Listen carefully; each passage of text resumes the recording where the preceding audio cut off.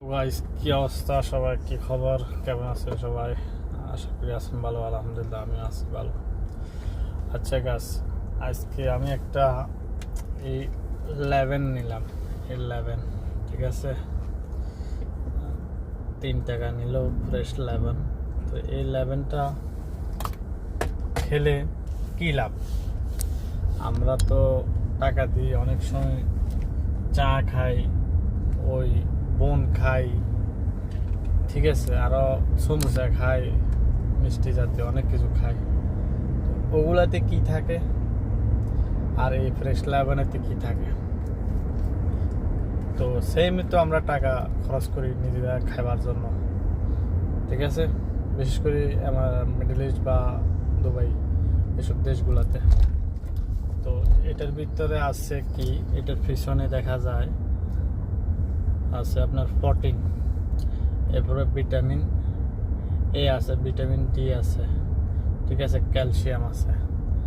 তো 3 টাকা দিয়ে আপনি যদি এটা খান, আর 3 টাকা দিয়ে যদি 1 টাকা একটা চা আর একটা বা কোনো স্ন্যাক সমোসা খান, ঠিক আছে, তাহলে ওটাতে আপনি কিছু না, সমোসাতে তেল দিয়ে বাজে আর ময়দা, ঠিক আছে, ওইটা কার্বোহাইড্রেট।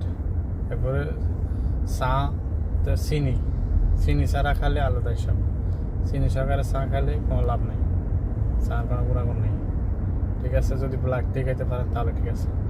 আর এটা খেলে কি হয়, আপনার প্রোটিন হলে আপনার খিদে কম লাগবে, ঠিক আছে। ক্যালসিয়ামে আপনার গায়ের ব্যথাটা, হাড়ের ব্যথাটা কমতে হবে, ঠিক আছে। এরপরে যায় ভিটামিন এ। ভিটামিন এ হলো আপনার ব্রেনকে সক্রিয় রাখবে, চোখের দৃষ্টি বাড়াবে, ঠিক আছে। তো এই জন্য হিসেব করে টাকা দিয়ে নাস্তা করে ভালো জিনিস খাবেন, ঠিক আছে। পয়সা তো সেম খরচ করেন আপনারা, ঠিক আছে। তো এই জন্য দেখে শুনে টাকা দিয়ে ভালো জিনিস খাবেন।